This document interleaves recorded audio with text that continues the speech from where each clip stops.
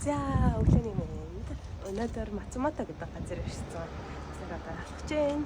За Мацумото нь болохоор Нагано prefecture байрлалтай.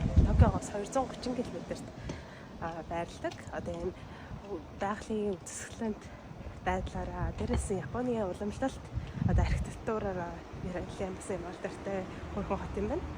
Тэгээд л одоо Мацумото кастлыг үзэхэд явцгаая.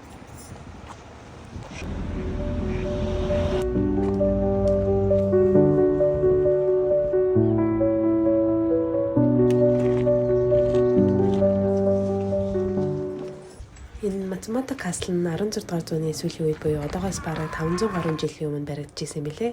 Тэгээд нэлээд бас алдартай байдаг шалтгаан нь яг өөрийнхөө оригинал бүтцийг авч үлдсэн маш цөөн хэдэн кастлуудын нэг юм байна. Тэгээд нэг сонирхолтой зүйл нь 19 дугаар зууны үед засгийн газар нь бүх барилга байгууламжаа модерн буюу одоо орчин үеийн болгох гээд яг энэ кастлыг нурангаа алдаад тэгээд орхижсэн билээ.